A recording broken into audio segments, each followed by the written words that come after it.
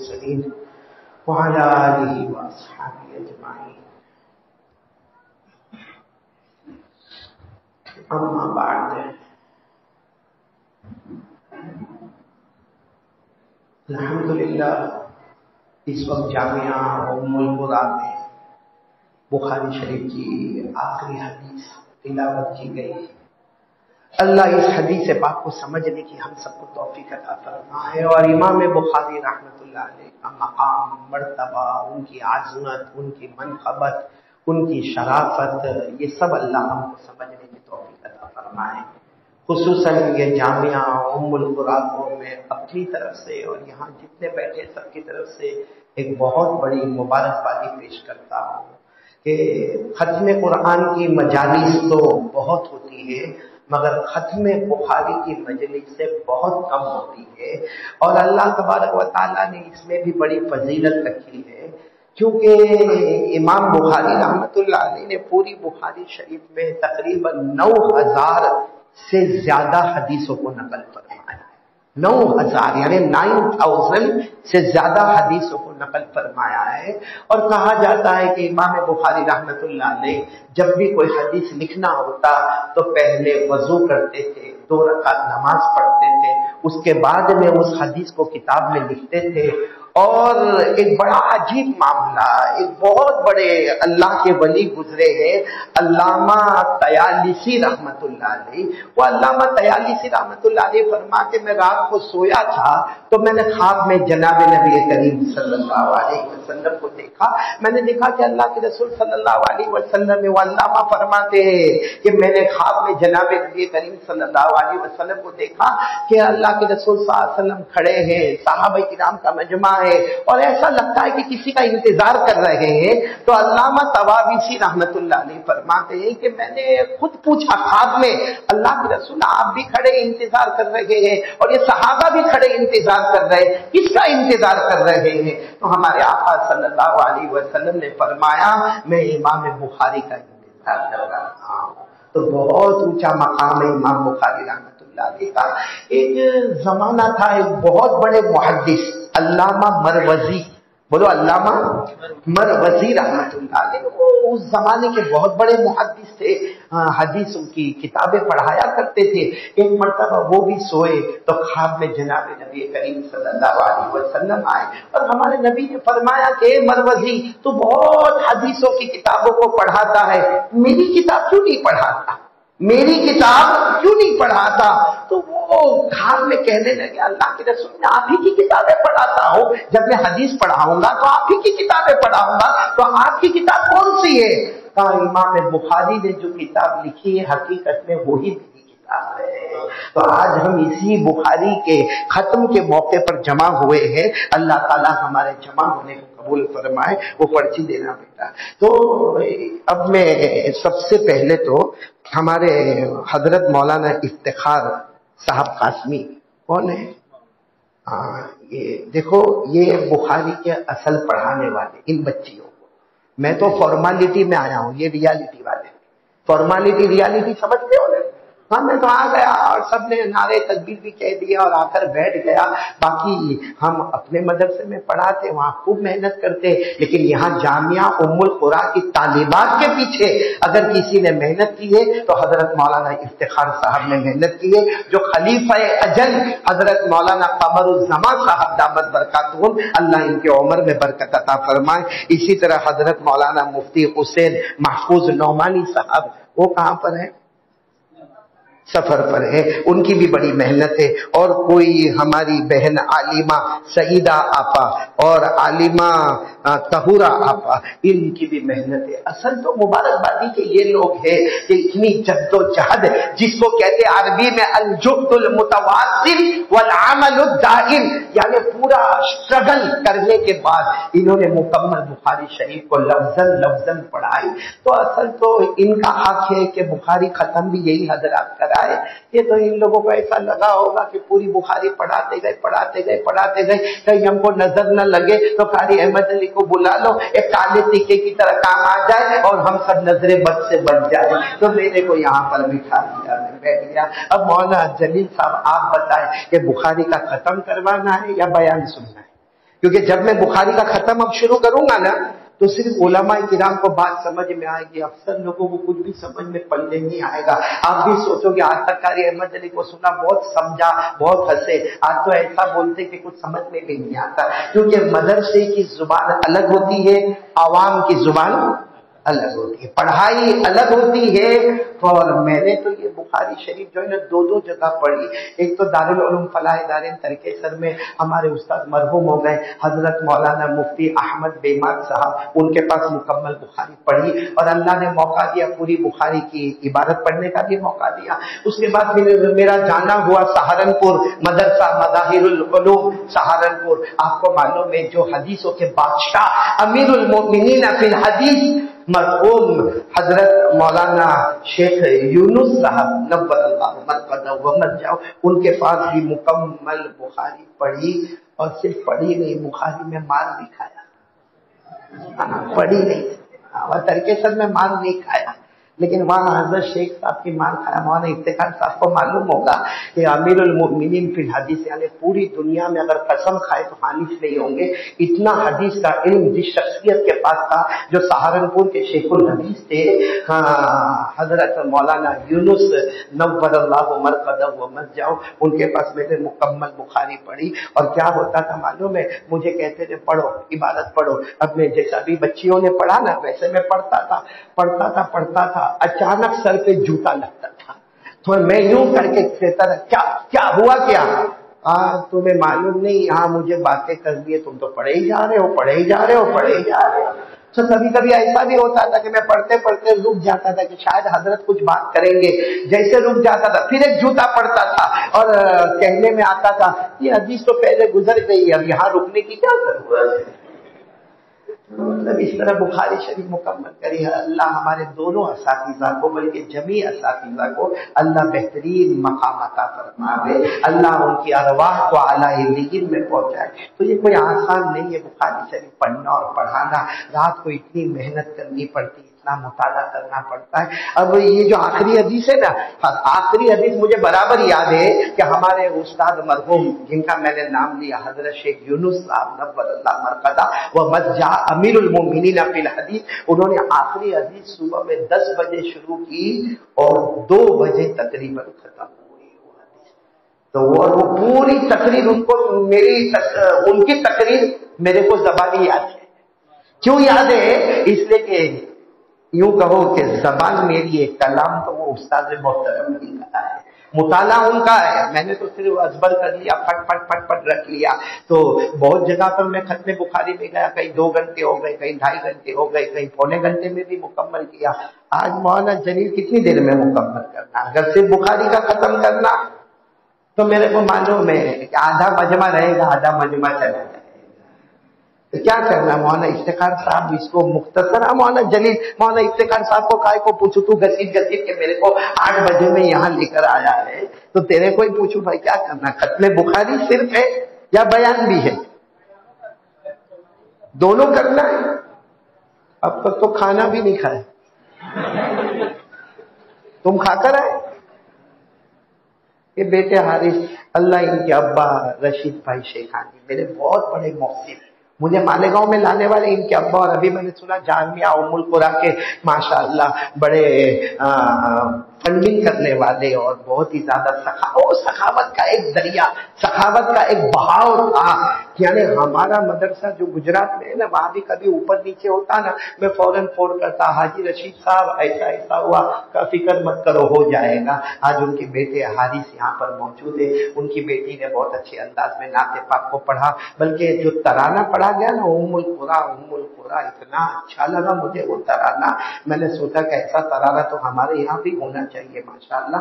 अल्लाह ताला इन तमाम तालीमात को कबूल फरमाए, बोलो आमीन। अल्लाह मुअल्लिमात को कबूल फरमाए, आमीन। अल्लाह मुअल्लिमीन को कबूल फरमाए, आमीन। तो थोड़ी बहुत बातें मैं कर लेता हूँ, बाकी असल तो यही जो असातिज़े किराम है ना, ये मौलाना इफ्तिखार साहब है, सब इल्म के बड़े बड़े ऊंचे चोटी पर पहुंचे हुए लोग हैं। ये जो 2 मुअल्लिम बुखारी और 2 मुअल्लिमात बुखारी, ظاہری بات ہے उनका इल्म, उनका तकवा, उनकी परहेजगारी मैं कहाँ से लाऊंगा, लेकिन मुझे बिठाया है तो मैं 2-3 बात करूं, जिसमें सबसे पहली बात तो यही है कि इमाम बुखारी रहमतुल्लाह अलैह दुआ करो अल्लाह उनके सदक़े हमारी मग़फ़िरत।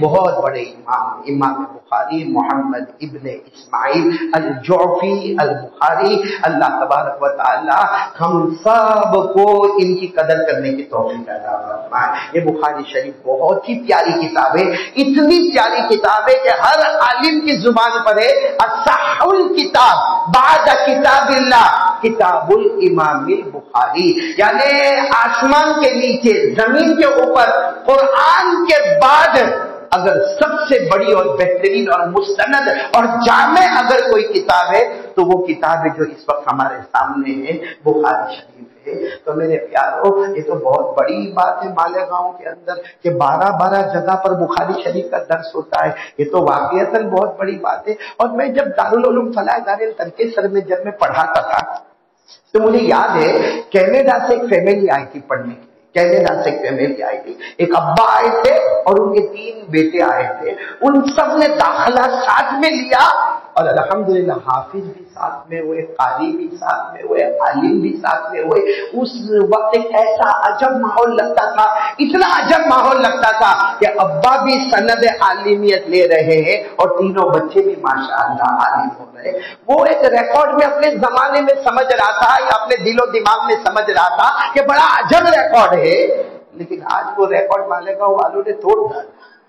आज मुझे पता चला कि एक अम्मी भी है और बेटी भी है, हाफिजा भी साथ में हुई, कारिया भी साथ में हुई और आज अल्हम्दुलिल्लाह आलिमा भी साथ में हुई। मैं समझता हूँ ये शायद वर्ल्ड रिकॉर्ड होगा कि एक ही वक्त में माँ भी है, एक ही वक्त में प्यारी बेटी भी है और दोनों आलिमियत की सनद को लेकर ये मुमताजियत हासिल कर रही है। तो अल्लाह ताला ये जामिया उम्मुल कुरा को बहुत बहुत कबूल फरमाए, अल्लाह बहुत मकबूलियत अता फरमाए। अच्छा, इमाम बुखारी रहमतुल्लाह अलैह जब आखिरी बाब लाए तो सबसे पहले कुरान पाक की आयत लाए, बाबु कौलिल्लाह व नज़ाउल मवाज़ीन अल क़िस्त लियौमिल क़ियामह फला तुज़लमु नफ्सुन शैआ। पूरी आयत है, व इन काना मिस्क़ाला हब्बतिन मिन खरदल अतैना बिहा व कफ़ा बिना हासिबीन। यानी इमाम बुखारी रहमतुल्लाह अलैह जब बुखारी शरीफ को मुकम्मल कर रहे 9000 से ज्यादा हदीसों को नकल करने के बाद इमाम बुखारी रहमतुल्लाह अलैह आखिरी में वो आयत ला रहे हैं जो हमारे दिल को झंझोड़ देवे। कौन सी आयत ला रहे कि अपने बच्चों को कह रहे इमाम बुखारी रहमतुल्लाह अलैह, क्योंकि इमाम बुखारी रहमतुल्लाह अलैह के 1 लाख से ज्यादा शागिर्द है, उन सबको कह रहे कि देखो किताब लिखना आसान है और दर्स देना आसान है, पढ़ना आसान है, पढ़ाना आसान है, लेकिन वो कयामत का दिन आएगा तराजू अल्लाह के हाथ। बोलो तराजू। हाँ, उसी को इमाम बुखारी आयत करीमा लेकर आए कि आखिर में हमारा दिमाग उसी तरफ जाना चाहिए कि अल्लाह फरमाते व नज़ाउल मवाज़ीन अल क़िस्त लियौमिल क़ियामह। अल्लाह फरमाते उस वक्त को याद करो जब कयामत में तराजू मेरे हाथ में होगा। किसके हाथ में होगा? अल्लाह का हाथ कैसा किसी को नहीं मालूम, कमा यली को भी जलाली वशानी, जैसा होगा वैसा होगा, लेकिन वो अल्लाह का हाथ होगा। अल्लाह फरमाते मेरे हाथ में तराजू होगा। और आपको मालूम है एक नबी गुजरे हैं हजरत दाऊद अलैहिस्सलातु वस्सलाम। बोलो कौन? हजरत दाऊद अलैहिस्सलाम। मैं कुछ बातें ऐसी कर रहा हूँ जो सबको समझ में आ जाए, फिर ऐसी बात पर भी आऊंगा जो शायद आपको नहीं समझ में आएगी, तो उस वक्त मेरे को माफ कर देना। लेकिन एक नबी गुजरे, बोलो कौन? हजरत दाऊद अलैहिस्सलाम। उन्होंने एक मतलब अल्लाह से तमन्ना की कि अल्लाह कयामत में जो तेरे हाथ में तराजू होगा वो मुझे देखना है। कयामत में अल्लाह तेरे हाथ में जो तराजू होगा, हजरत दाऊद अलैहिस्सलाम के ऊपर भी आसमान से किताब उतरी थी ज़बूर, उसमें लिखा था कि अल्लाह के हाथ में कयामत में तराजू होगा और सबके अमाल को तोला जाएगा। तो हजरत दाऊद अलैहिस्सलाम ने कहा अल्लाह मेरे को बता देना वो कयामत में तराजू कैसा होगा, क्योंकि हमने तो दुनिया में दुकानों पे तराजू देखा, यूं उठाया नहीं यूं रखा, यूं उठाया नहीं यूं रखा, तो अल्लाह तेरा तराजू कैसा होगा? अल्लाह ने फरमाया मेरे पैगंबर दाऊद ये देखने की तमन्ना मत करो, तुम्हारी आंखों में ताकत ही नहीं कि मेरे तराजू को देख सकते। बोलो सुभान अल्लाह। तुम्हारी आंखों میں داؤد وہ طاقت نہیں کہ تم میرے ترازو کو دیکھ سکو. حضرت داؤد علیہ السلام بار بار اللہ وہ ترازو بتا دینا, اللہ وہ ترازو بتا دے جو قیامت میں آپ کے ہاتھ میں ہوگا. ایک دن اللہ نے بتایا, بس جیسے حضرت داؤد علیہ السلام نے اللہ کا ترازو دیکھا, اتنا بڑا اتنا بڑا اتنا بڑا, ہر داؤد صائقہ, حضرت داؤد علیہ السلام بے ہوش ہو کر زمین پہ بے ہوش ہو گئے. حضرت داؤد علیہ السلام کہا اللہ اتنا بڑا ترازو ہوگا اور نیکی کا پلہ تو کہاں شروع ہوتا کہاں ختم ہوتا, کب ہمارا نیکی کا پلہ بھرے گا, کب ہمارا نیکی کا پلہ بھرے گا. اللہ نے فرمایا میرے داؤد فکر کی بات نہیں, جس کے دل میں میرا یقین ہوگا ایک لا الہ الا اللہ, اس کے نیکی کے پلے کو بھروا کے بغیر حساب کتاب کے جنت کا فیصلہ کروا. تو یہ امام بخاری اسی آیت کو لے کر آئے جو 17ویں پارے کی آیت ہے, وَنَضَعُ الْمَوَازِينَ الْقِسْطَ لِيَوْمِ الْقِيَامَةِ, کہ اللہ کے ہاتھ میں ترازو ہوگا قیامت کے دن. اور کسی پر کوئی ظلم, بولو اللہ ظلم کریں گے, فَلَا تُظْلَمُ نَفْسٌ شَيْئًا, کسی پر کوئی ظلم نہیں ہوگا. وَإِنْ كَانَ مِثْقَالَ حَبَّةٍ مِّنْ خَرْدَلٍ, اگر رائی کے دانے کے برابر بھی نیکی ہوگی, اللہ فرماتے أَتَيْنَا بِهَا, ہم ترازو میں کھول کر اس کو بیان کریں گے. وَكَفَىٰ بِنَا حَاسِبِينَ, اللہ فرماتے مجھ سے بڑھ کر حساب کتاب لینے والا کون ہوگا. تو امام بخاری یہ آیت لا کر ہم سب کا دماغ دنیا سے ہٹا کر اس کی طرف لے جا رہے ہیں, آخرت کی طرف لے جا رہے ہیں. آگے امام بخاری رحمت اللہ علیہ فرماتے وَأَنَّ أَعْمَالَ بَنِي آدَمَ وَقَوْلَهُمْ يُوزَنُ, امام بخاری رحمت اللہ علیہ نمبر 2 پر فرماتے کہ جتنے انسان ہیں مرد اور عورتیں, قیامت میں سب کے اعمال کو تولا جائے گا. بولو سب کے اعمال کو تولا جائے گا, تولا جائے گا ترازو میں. دایاں پلہ جھک گیا تو بولو جنتی, اب بایاں پلہ جھکا اللہ حفاظت فرمائے, بولو جہنم, بولو جہنم.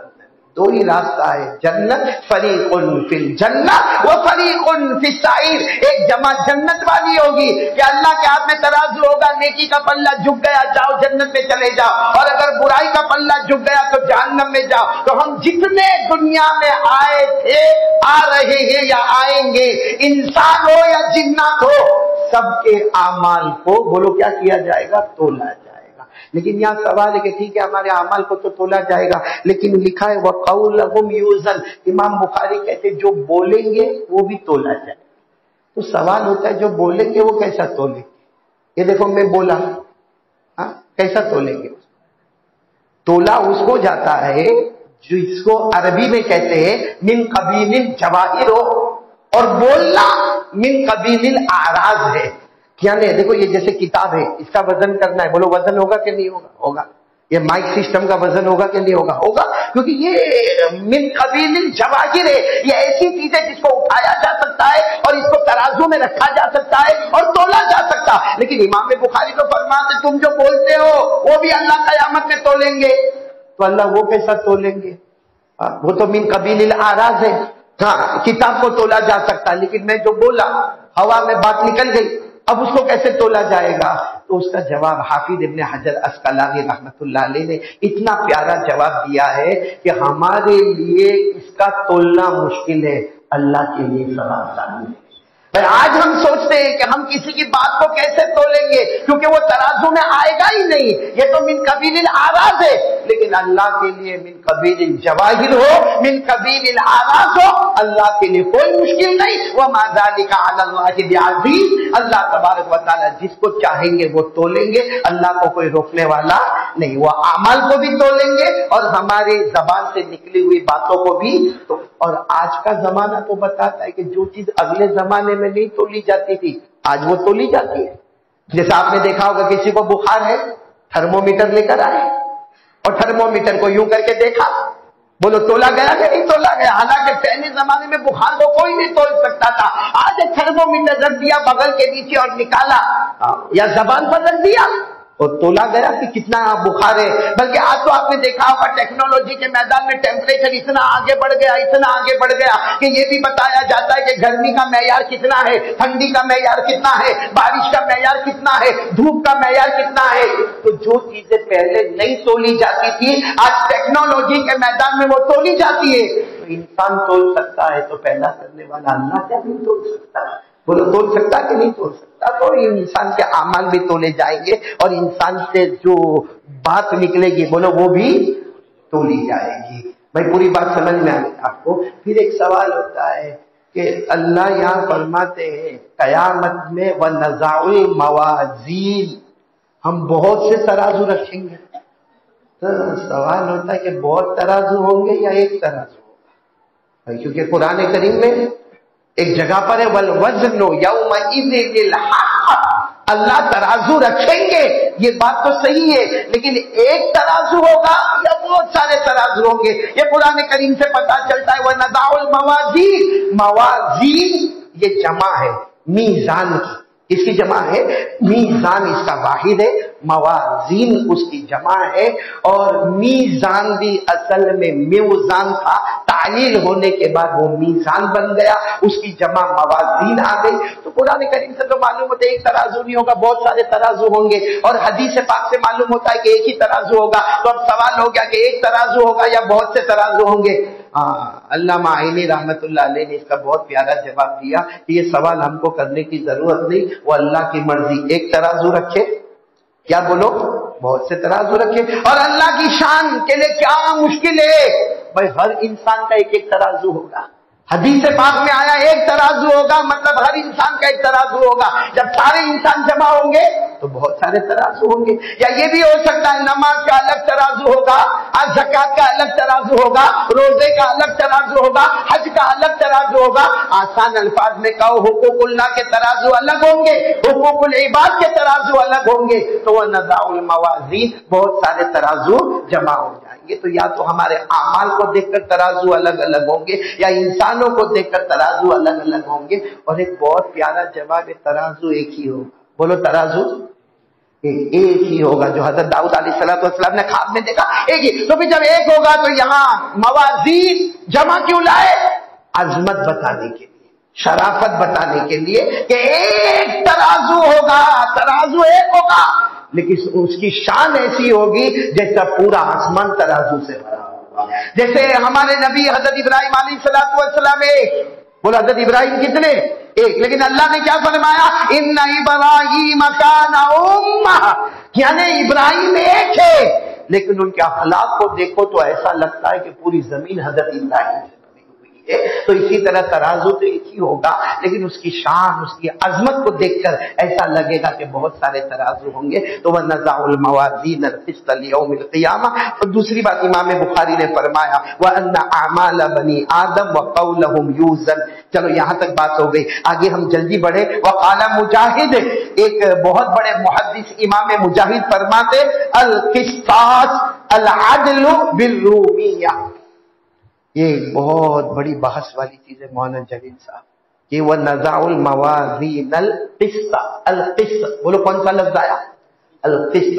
امام بخاری کہتے ہیں یہ رومی زبان کا کلمہ ہے، یہ عربی زبان نہیں ہے. بولو یہ عربی زبان، یہ کون سی زبان کا ہے؟ رومی زبان.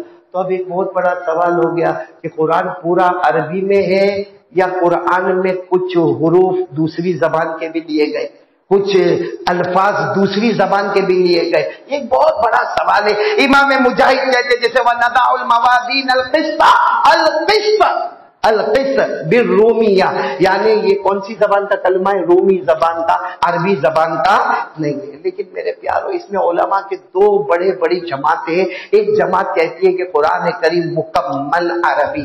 بولو مکمل، آواز سے بولو مکمل عربی. اللہ نے فرمایا بلسان عربی مبین کھلم کھلا، یہ عربی زبان کا قرآن ہے.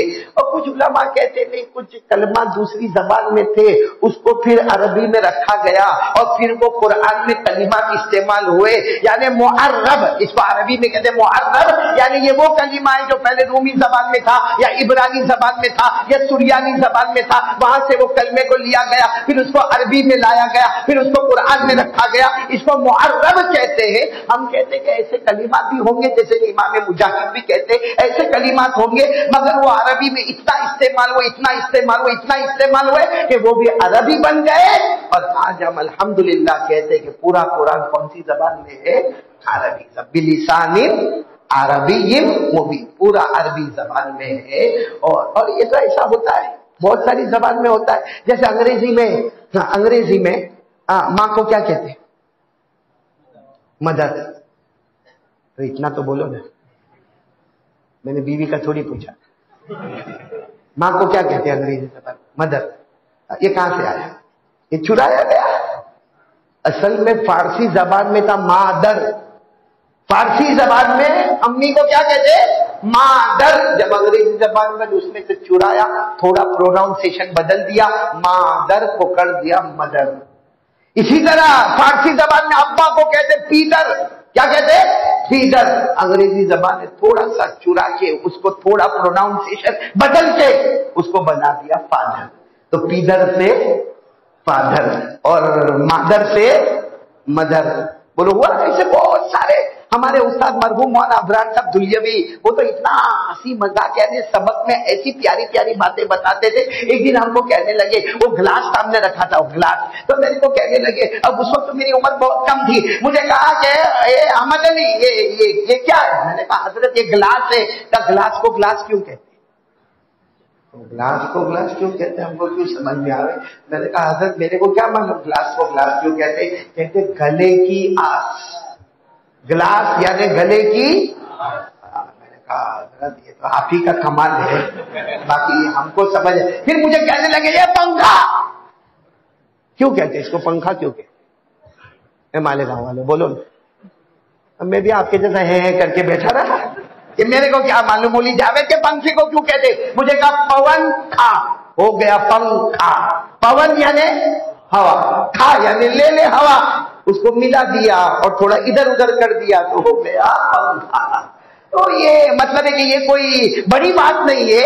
اگر قرآن کریم میں کچھ کلمات باہر سے رومی زبان کے، عبرانی زبان کے، سریانی زبان کے، یونانی زبان کے لیے گئے ہو تو وہ بھی معرب ہے، یعنی ان کو عربی میں ڈھالا گیا. اور آج ہم کہیں گے کہ پورا قرآن بلسان عربی مبین. اچھا ایک اور کمال میں آپ کو بتاؤں جو آپ کو سمجھ میں آئے گا.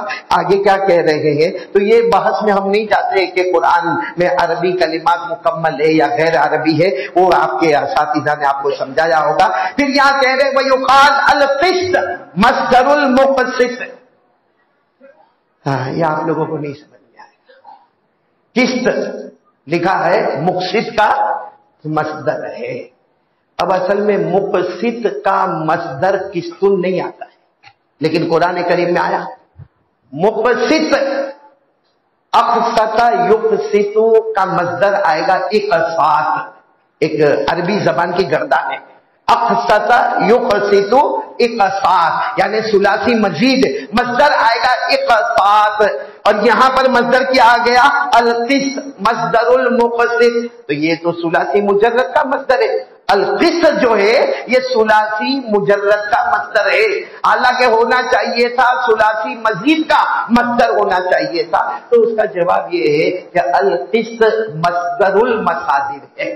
جو ثلاثی مجرد کا مصدر ہوتا ہے اس کو کہتے ہیں مصدر المصادر. وہ باب افعال کا بھی مصدر بن جاتا ہے اور ثلاثی مجرد کا بھی مصدر بن جاتا ہے. اس سے امام بخاری کا یہ کہنا القسط مصدر المقسط، اس میں کوئی خرابی نہیں ہے. یہ ثلاثی مجرد کا مصدر مصدر المصادر ہے، وہ باب افعال میں بھی کام کرتا ہے اور ثلاثی مجرد کے باب ضرب یضرب میں بھی کام کرتا ہے اور دیگر ابواب میں بھی کام کرتا ہے. اچھا کس کا ترجمہ کیا ہے؟ وَهُوَ الْعَادِلُ.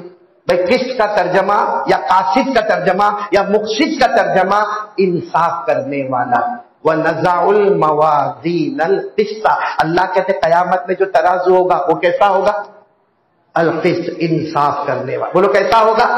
کیونکہ آج کے ہمارے دکان کے ترازو میں ڈنڈی مارتے ہیں. کبھی کوئی ہاتھ میں دبا دیتا تو یہ ترازو اوپر سے یہ ترازو نیچے. 100 گرام کی جگہ 50 گرام دے کے روانہ کر دیتا ہے. تو دنیا میں یہ چلتا ہے اور یہ بہت بڑا گناہ ہے. ترازو میں کمی بیشی کرنا بہت بڑا گناہ. وَيْلٌ لِّلْمُطَفِّفِينَ الَّذِينَ إِذَا اكْتَالُوا عَلَى النَّاسِ يَسْتَوْفُونَ وَإِذَا كَالُوهُمْ أَوْ وَزَنُوهُمْ يُخْسِرُونَ. اللہ کہتے دنیا میں ترازو میں دھوکہ دینا بہت بڑا گناہ ہے، لیکن قیامت کا جو ترازو ہوگا القسط یعنی کیا کرنے والا ہوگا؟ انصاف. لیکن یہاں بڑا عجیب معاملہ کیا ہو گیا معلوم. آگے لکھتے ہیں وَأَمَّا الْقَاسِطُ فہو الجائز، یعنی عربی زبان کا ایک کمال ہے کہ ایک ہی کلمہ ہے قسط، بولو کون سا کلمہ؟ قسط، اس کے دو ترجمے، ایک ترجمہ انصاف، ایک ترجمہ ظلم، یعنی کلمہ ایک ہی ہے عربی زبان کا، کیا؟ قسط، بولو کیا کلمہ ہے؟ قسط، ہاں، قاف سین اور طا، قسط ایک ہی کلمہ، لیکن یہ عربی زبان کی فصاحت کہو، بلاغت کہو، سلاست کہو، طلاقت کہو، عربی زبان اتنی اونچی زبان ہے کہ اللہ ایک ہی کلمہ لاتے، اس کے ترجمے کتنے ہوتے ہیں؟ دو، اور دونوں ترجمے من قبیل الازداد، یعنی ایک ترجمہ دیکھو تو کچھ اور، دوسرا ترجمہ اس کا اپوزٹ، جیسے قسطن یا قاسطن، اس کا ایک ترجمہ انصاف کرنے والا، اچھا ترجمہ، اور ایک ترجمہ بہت برا، ظلم کرنے والا۔ ارے بولو ظلم کرنے والا۔ اچھا یہ کیسے سمجھ میں آئے گا؟ تو اس کے لیے میرے پیاروں، یہ طالبات یا ہمارے معلمات یا ہمارے معلمین نے جو مدرسے میں وقت دیا نا، نہ مرضی کا کھانا ملا، نہ مرضی کا پینا ملا، نہ مرضی کا پہننا ملا، یہ سب کرو گے تب جا کے عربی زبان آ جائے گی۔ ابھی تو آدمی تھوڑا ادھر ادھر گیا، ہو گیا میں عالم ہو گیا، کم بخت عالم ہو گیا، ایک دو بیان کر دیا، میرے سے بڑا کوئی مقرر نہیں، بہت محنت کرنی پڑتی ہے۔ ابھی دیکھو نا، یہ عربی زبان کا کلمہ آ گیا، آپ کو معلوم ہے قرآن کریم میں ایک آیت آئی رمضان کے بارے میں، بیٹا حدیث سننا، بہت عجیب آیت آئی۔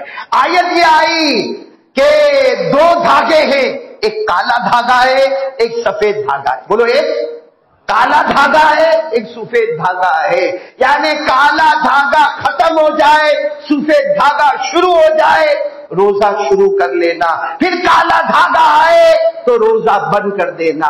تو اللہ نے دو دھاگے بتائے، کون کون سے؟ تو قرآن میں دھاگا ہی لکھا ہے، وَكُلُوا وَاشْرَبُوا حَتَّى يَتَبَيَّنَ لَكُمُ الْخَيْطُ الْأَبْيَضُ من الخيط الاسود من الفجر ثم اتموا الصيام الى الليل، یعنی اللہ تبارک و تعالیٰ نے فرمایا جب تک کالا دھاگا رہے گا تم کھاتے پیتے رہو گے، جب سفید دھاگا آئے گا تو اس کے بعد تمہارا روزہ شروع ہو جائے گا۔ اب ایک صحابی جن کا نام ہے حضرت عدی، کیا نام ہے؟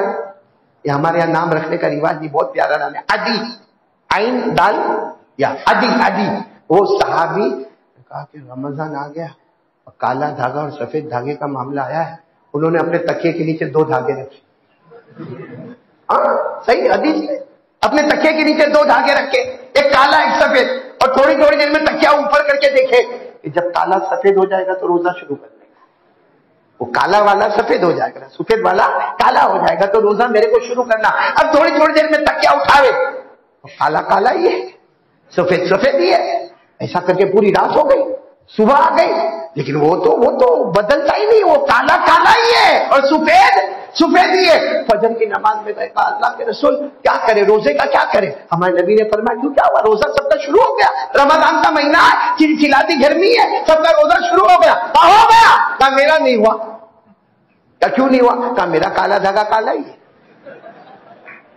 وہ سفید ہوا ہی نہیں۔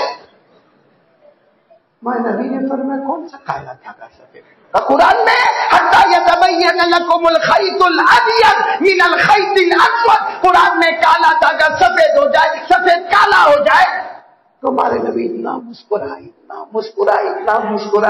کہ ہمارے نبی صلی اللہ علیہ وسلم کی مسکراہٹ کو سب نے دیکھا اور ہمارے نبی نے اتنے پیار سے کہا یا علی ان وسادتک لعریضۃ، اے علی تیرا تکیہ تو بہت چوڑا ہے، رات دن دونوں کو جمع کر دے، تیرا تکیہ اتنا چوڑا ہے کہ اس کے نیچے رات بھی آ گئی اور اس کے نیچے پھر اللہ کے رسول نے فرمایا دی وہ کالے دھاگے سے مراد رات ہے اور سفید دھاگے سے مراد دن ہے، اس سے کوئی حقیقت میں کالا اور سفید دھاگا۔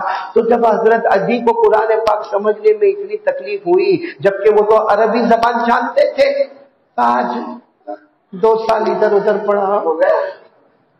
کب دیکھو میں نے آپ کو بتایا امام بخاری رحمت اللہ علیہ کی بات ہے، ایک ہی لفظ ہے قسط، بولو کیا؟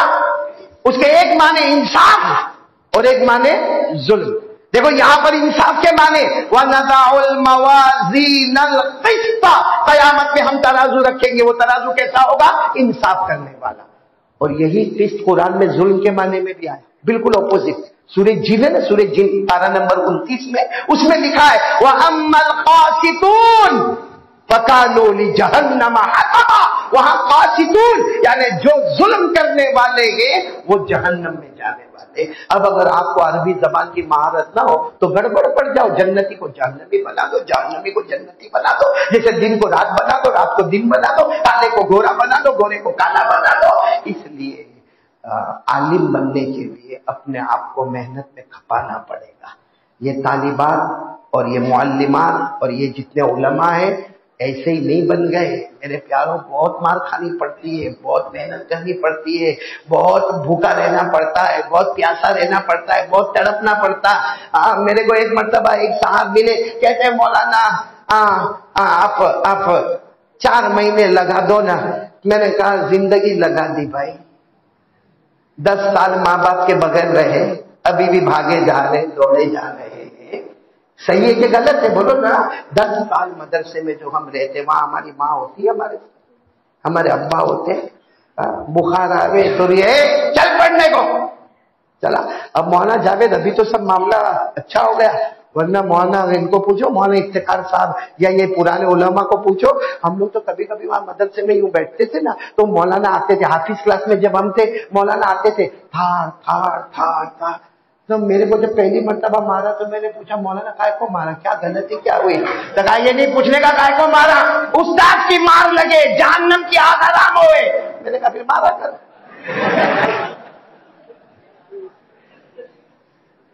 बहुत पापड़ बेलने पड़ते हैं तब जाकर। इसलिए मैं हमारी ये तालिबात को भी कहूंगा और हर पढ़ने वाली बच्ची को कहूंगा कि कोई भी मौलाना को आप देखो ना, जैसे आपने देखा कारी अहमद अली आए, क्या किसी और मौलाना कमरुज़्ज़मान साहब दामत बरकातुहू को देखा, और मुरीदीन की जमात और मुरीदात की जमात, और गाड़ी आ रही है और गाड़ी के दरवाजे खोले जा रहे। मैंने कहा इनकी आखिरी जिंदगी को मत देखो, शुरू जिंदगी को देखो। पहले डंडे होते हैं फिर अंडे होते हैं, पहले डंडे होते हैं और फिर अंडे। तो यहाँ ये कलमा आया फिस्तुन, इसका एक तर्जुमा बोलो इंसाफ करने वाला और एक तर्जुमा जुल्म। ऐसा कुरान में और भी कलिमा है, मौलाना इफ्तिखार साहब आपको मालूम होगा, इन लोगों को मैं बता दूं। एक और कलिमा कुरान में आया अदलुन। क्या? अदल। अदल अदल के माने इंसाफ करना, और वही अदल के एक तर्जुमा होता है सीधे रास्ते से हट जाना। कुरान करीम में इन्नल्लाह यअमुरु बिल अदल, अल्लाह हुक्म देता है कि इंसाफ करो। यहां पर अदल का तर्जुमा इंसाफ। लेकिन यही कलमा जब सूरह अनआम में जाता है, सुम्मल्लज़ीना कफ़रू बिरब्बिहिम यादिलून, वो लोग जो ईमान नहीं लाए वो हक बात से और अपने अल्लाह की बातों से हट गए। तो अदल का तर्जमा इंसाफ भी हो गया, अदल का तर्जमा हक से हटना भी हो गया। यही मामला यहाँ पर वह अम्मल कासिफ फहुवल जाए। बल्कि आपको एक वाकया सुनोगे ना सब इंशाअल्लाह। नहीं, कितना टाइम, कितने बजे तक बोलना है मेरे को, यानी बयान कितने बजे खत्म? 11 बजे सब खत्म भी करना है। मौलाना जलील का बयान मौलाना चाचा, आपका नाम क्या है? मौलाना मौलाना सईद साहब। ये मौलाना जलील को समझाओ, जब भी मैं मालेगांव आता हूं ना, मेरे को 11 बजे में लपेट लेता है। मेरे को लगता है 11:05 को इसकी बीवी का मैसेज आता है, गड़बड़ सारी वहां पर। मौलाना इफ्तिखार साहब, अब मौलाना इफ्तिखार साहब मैं तो ऐसा ही पढ़ाता हूं भाई, हाँ, क्योंकि आप अल्लाह के वली, मैं तो ऐसा ही। वो हज्जाज इब्ने यूसुफ है ना, हज्जाज इब्ने यूसुफ बहुत जालिम था। हज्जाज बहुत जालिम था, बहुत जालिम। एक मर्तबा एक सहाबी को, जिनका नाम है हजरत अब्दुल्ला बिन जुबैर, हजरत अब्दुल्ला, उनको भरे दरबार में सहाबी हजरत अब्दुल्ला इब्ने जुबैर तो बहुत ऊंचे दर्जे के सहाबी थे, उनको बुलाया। और हज्जाज ने कहा मैं कैसा हूं सबको बताओ, मैं कैसा हूं सबको बताओ। हजरत अब्दुल्ला इब्ने जुबैर समझ गए कि मैं अगर इसको कहूंगा कि तू जालिम है तो मेरी गर्दन उड़ा देगा, और अगर मैं इसको कहूंगा ना तू तो बहुत अच्छा, तो मेरे से बढ़ के झूठा कोई नहीं होगा, इसको अच्छा भी नहीं बोल सकते। तो उसने कहा हज्जाज, और हज्जाज को अरबी जबान बहुत आती थी, बहुत पावरफुल जबान थी हज्जाज की, अरबी जबान उसकी बहुत पावर वाली थी। तो हज्जाज ने कहा हजरत अब्दुल्ला इब्ने जुबैर को कहा कि आप तो सहाबी है, बताओ मैं कैसा हूं। हजरत अब्दुल्ला इब्ने जुबैर की नजर पे कुरान पर थी, फरमाया अंता कासितुन व आदिलुन। अंता तो पूरा मजमा हैरान, अंता कासितुन आदिलुन मतलब इंसाफ करने वाला। हज्जाज समझ गया, हज्जाज समझ गया, कहा बहुत अरबी के माहिर हो तुम। पूरे मजमे को कहा तुम क्या समझते हो? इसने मुझे ये कहा अंता कासितुन आदिलुन, इंसाफ करने वाला। ارے دبے الفاظ میں اس نے کہا تیرے سے بڑا ظلم کرنے والا کوئی نہیں ہے.